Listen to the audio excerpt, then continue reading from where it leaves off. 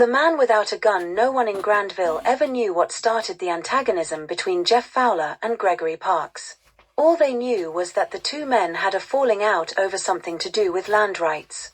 Both men were solid citizens, and as no one knew the real cause of their trouble, no one took sides. Parks was a quiet little man, always kept to himself and caused no trouble.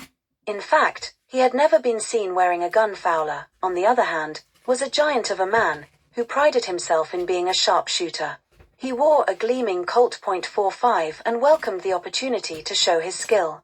Whenever they chanced to meet, hatred glared in both men's eyes. And always, Fowler would end up any verbal exchange with the same challenge. Next time, wear a gun, Parks, and we'll settle this matter between you and me real fast like. But Gregory Parks would never wear a gun, and word got around that he was afraid of guns, and worse still, that he was afraid of Jeff Fowler. The situation became so magnified that Parks could not even enter town without tacking a chiding from the local gentry.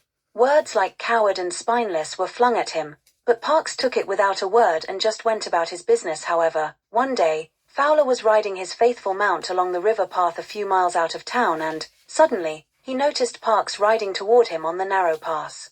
Fowler was about to call out in a derisive tone when his eyes fell to Parks's waist. Parks was wearing a gun, and somehow the unexpected made Fowler's blood run cold.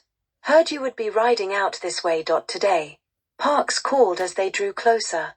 So I have been waiting.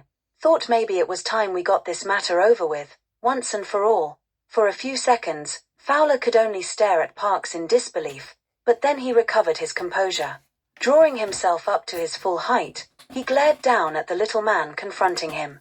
"It's your funeral, Parks," Fowler cried. "Draw when you're ready." 2 shots shattered the silent countryside, and Fowler's gun went spinning from his hand.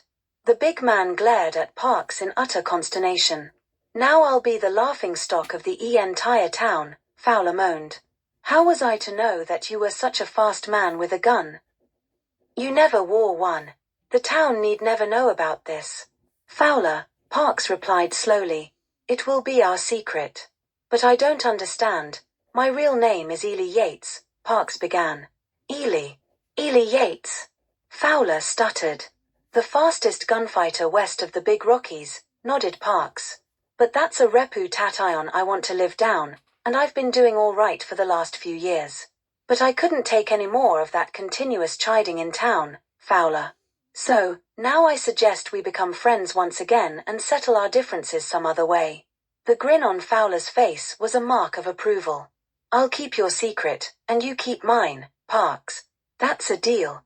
So the feud between Jeff Fowler and Gregory Parks was over, and just as the townspeople had no idea what started it, they had no idea what ended it. There are thousands of great videos like this on the channel. Please take a look. Please share and subscribe or visit the Bonswivit channel on eBay, which has over 250,000 rare and collectible items listed.